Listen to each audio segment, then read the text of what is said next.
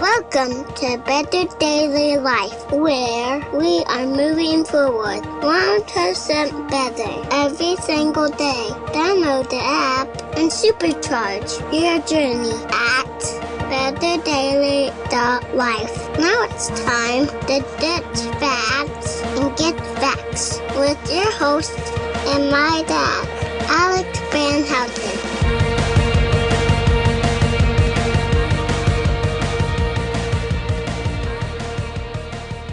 What is up, Betterment family? This is Alex Van Houten in Better Daily Live. Happy Tuesday. It is Nutrition Tip Tuesday and the 25th day of the Faithful 40 Challenge. And today, in the growth phase of the Faithful 40 Challenge, our subject is protein. And I know you've probably, if you've followed the Better Daily Live for a while, you've heard me talk about protein in a number of contexts. In fact, several years ago, I actually published a two-part series on protein, the scientific study of what proteins are and deep diving into what essential amino acids are and non-essential amino acids are. So I've done all that work, and if you want to hear more about that and you want to get deep and nitty gritty with protein, then well, I can post that below. Just let me know. Just comment here. Good morning, Leslie. Good to see you this morning. Good morning, KT. Good to see you this morning. Thanks for joining me. So today I'm going to walk through several different sources of protein. We're going to look at some labels together and help you conceptualize where you might be able to improve your protein sources in your day. Now, this comes on the tail end of several individuals tracking their protein throughout the Faithful 40 Challenge. We're 25 days in, and some of us are really trying hard to find different places to work protein in rather than just chewing on chicken all day, which is, I mean, don't get me wrong, I love chicken. I have chickens, but chicken itself isn't that tasty. Personally, I don't think so. But maybe in your life, maybe there's an expense reason, maybe there are taste reasons, maybe you're feeding a family who maybe they don't like chicken. And so you're trying to think, what are other protein sources and how can I get those? And so I want to show you some things today and talk you through protein. Now, it wouldn't be a great conversation with Coach Alex if I didn't at least tell you that protein is extremely important to your health and fitness, and all of us need slightly different amounts of it. I talked a bit about that yesterday. I'll reiterate that here. If you're extremely active and you're doing high volume, high intensity athletic work, you need more protein than the person who's not, because you're regularly tearing down tissues and requiring them to rebuild. You are asking your body to rebuild tissues, and proteins are the molecules in the body that are joined together by amino acids and have nitrogen and sulfur and a few other elements in them, phosphorus, that allow them to bind really tightly together and hold structure. And so proteins are the things that give structure to your body and your tissues. And so our muscles are built out of them. Our digestive tissue is built out of them. There are many enzymes in our body and coenzymes that are built out of proteins. And so proteins are extremely important to us. Now, in the macronutrient world, proteins have a calorie value. So 1 gram of protein, that is a mass, 1 gram of protein has 4 calories. That's energy calories. That's saying if you had to burn protein as fuel, there would be 4 calories within protein. And so fine, but most of the time when we're consuming protein, our body's not actually looking to protein for energy unless it's in a pinch. Our body actually uses protein to build itself out of what we're eating. Our proteins are actually the majority of what stick around with us, whereas our body uses carbs and fats as energy to fuel the system, the internal combustion engine that is you. And there is something called the thermic effect of food, which is if you consume carbohydrates, there's a certain amount of calories required to digest it and use it.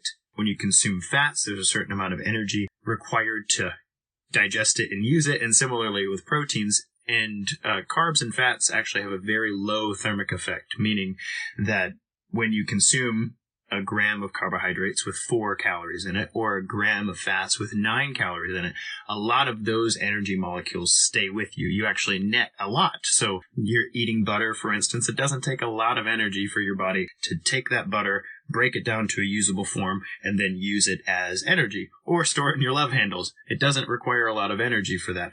But when you eat salmon, for instance, and there's a lot of protein in salmon, it takes a lot of energy for the body to break down the molecules of amino acids, to break down the proteins into constituent amino acids, and then to then use them as fuel. And so the thermic effect of food for protein is really high. That's why for many people, if they'll just increase their protein intake a bit, then it actually helps them with their body composition a lot, because it tends to lower blood sugar. It tends to help your body restore tissues so there's not so much inflammation and whatnot, which would cause you to hold on to weight you don't need to be holding on to. But also, it also requires the body to work a little bit harder to break down your food if you have a slightly higher protein intake. So, that said, we're going to go through a few. So, where do we start? Well, we'll start with the dairy stuff. Some people's guts don't do well with dairy. I can do a little bit of it. I'm not lactose intolerant necessarily, or I don't have a dairy allergy, but dairy can be a really helpful way for people to add protein to their day without an exorbitant cost, and it's generally pretty convenient. So I brought a couple things with me. I got cottage cheese. Does anybody like cottage cheese? I like cottage cheese. I had to develop the taste for it in adulthood, though. As a kid, I hated the texture, as does my youngest son. But so this is 1% cottage cheese. So this is a lower fat cottage cheese than the full fat cottage cheese. And there is also fat-free cottage cheese in the world. Personally, I like the taste of the 1%.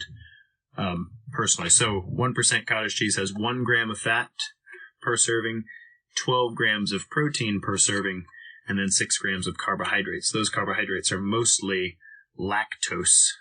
Lactose is a milk sugar, which doesn't actually elevate your blood sugar like, I don't know, sucrose, which is table sugar, or glucose, or fructose, which are sugars you can find in fruit. So that said, this is a very, very good source of protein. If you add a serving of cottage cheese to your life, this will elevate the amount of protein you're having in your day. Whereas something like, I'll show you Greek yogurt in a second, whereas something like peanut butter, oh my gosh, just opened on me. That would have been interesting. Almost spilled peanut butter all over you. Not good for our life. All right, so this is peanut butter. Now, can you see the label there? We've got 16 grams of fat, and 7 grams of protein, and 6 grams of carbohydrates. So what that means is peanut butter is actually a fat. It's not a protein. Some people will say, oh, I got protein with my lunch. I had peanut butter. I'm like, you got a little protein and a lot of fat with your lunch. Remember, there's 9 calories in 1 gram of fat. So 16 grams of fat, right? We're in the 150 calories from fat range, whereas there's 4 calories in a gram of protein. So we're looking at, less than 30 calories from protein there. Way more fat than protein in peanut butter. I'm not saying peanut butter is bad. I'm just saying it's an energy source. It's not a source necessarily of rebuild and function. So we got cottage cheese, we got peanut butter. Now, I also like Greek yogurt. Greek yogurt, for many people who have problems with dairy, Greek yogurt actually tends to be lighter on the gut than most dairy products. Like, I don't do well with milk necessarily. Milk has a lot more lactose in it, whereas Greek yogurt has been fermented and a lot of the milk sugars removed. And then the liquidy stuff, do you see this liquidy stuff on the top there? I just dripped some.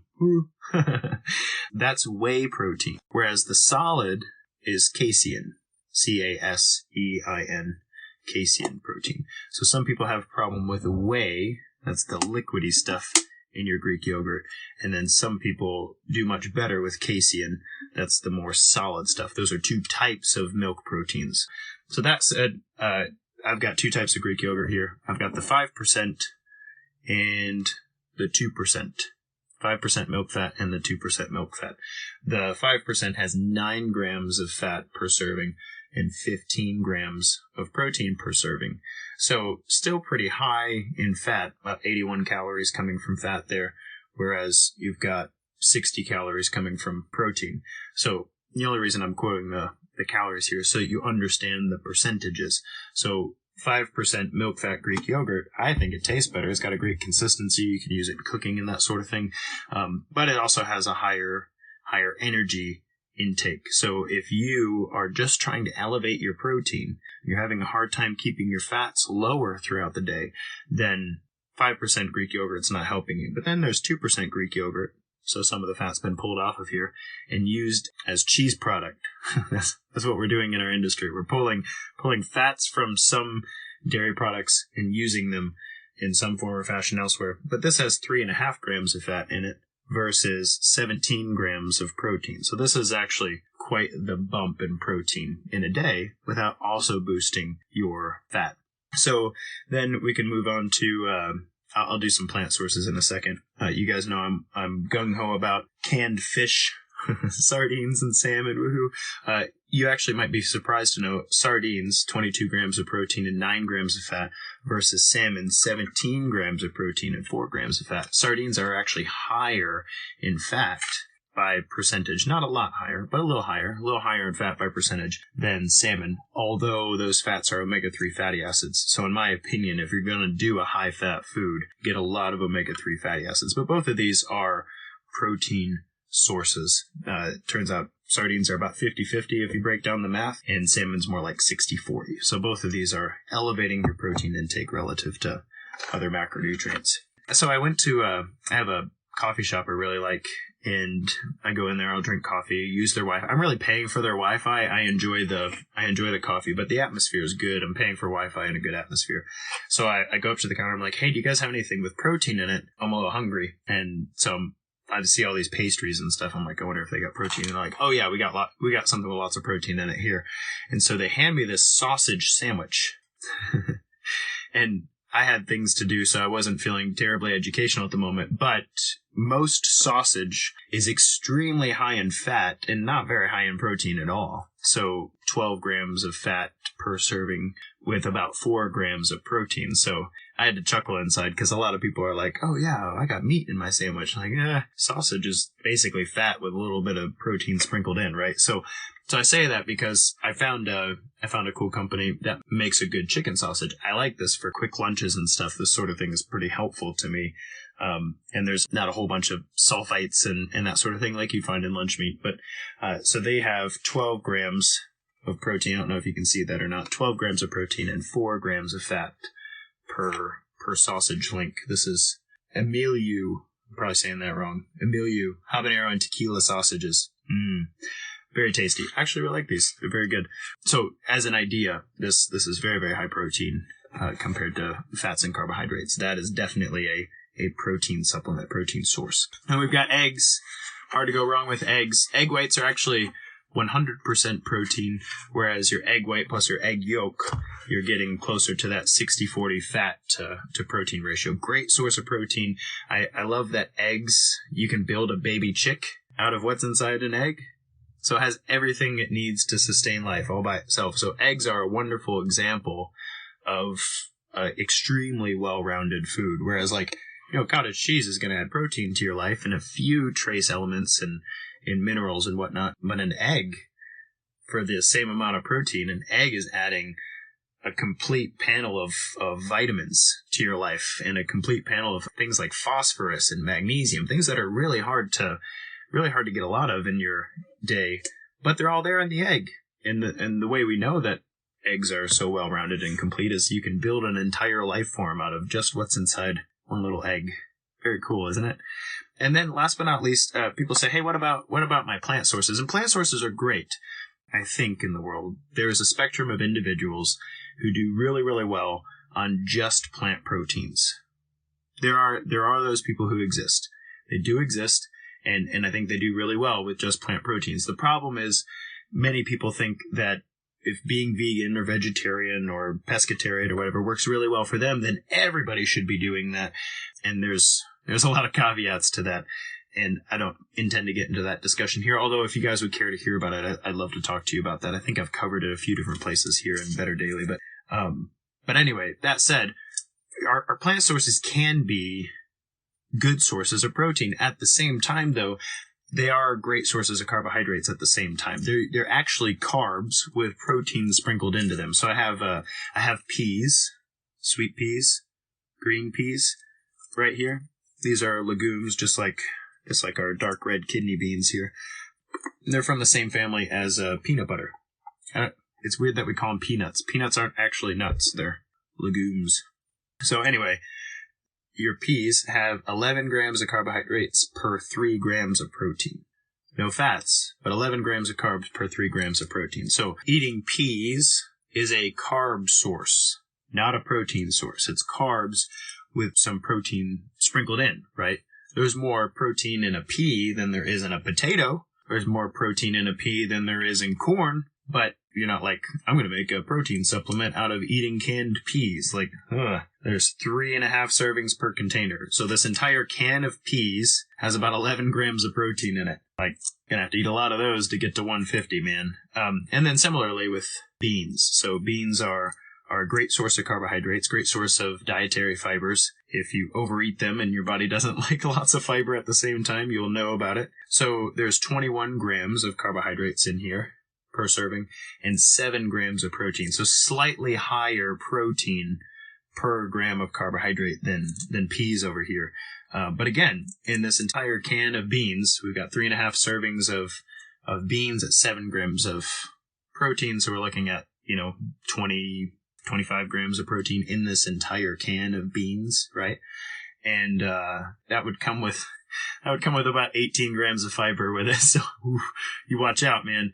And also about 60 grams of carbohydrates. And so when people talk about adding protein to their day, there are like if I traded white rice for dark kidney beans, yes, that would elevate the amount of protein that I'm getting per gram of carbohydrate in my meal. So having, beans with your chicken from Chipotle versus rice with your chicken would change your protein profile a bit, right? But at the same time, these plant sources of protein are generally pretty high in carbohydrates as well. That goes the same for lentils and quinoa and all the ancient grains that people enjoy trying to add into things in fun ways, amaranth, barley. So when it comes to elevating your protein intake, there are a bunch of different sources of protein. I didn't get, different cuts of steak out here or chicken and turkey. I think you guys get the idea. But I want you to understand that when you're reading your food labels and you're journaling your food and you're looking, hey, I need to elevate my protein intake, the best place to start is to build your meal around your protein source. And if you're not getting enough protein, just to increase the number of servings from that protein source. So if you have eggs in the morning and you're noticing that you're struggling to get enough protein in the day, add an extra egg or two to your normal breakfast, and that'll make a difference. Or if you're sitting down to lunch and you have a little bit of tuna on a salad or something like that, double the tuna portion, and that will make a difference in your overall protein intake in the day. And people say, well, I do that and it's hard for me to eat my whole meal. And that's kind of the point. You need to teach your stomach how to manage your protein so that you're not hungry again in an hour. And that'll make a difference for you. So I've said a lot of things here with regard to protein. I'd love to hear your thoughts and your practice. What are some great sources of protein in your day that you found to be helpful in elevating your overall protein intake without going crazy on the fat and carbohydrate side of things? I love to hear about it in the chat below. Guys, this has been Alex Van Houten in Better Daily Live. Keep up the good work in the growth phase of the Faithful 40 Challenge and keep feeding the beast so that you can recover well and so that we can live to fight another day on this betterment journey. Until next time, guys, it's just 1%. You got this.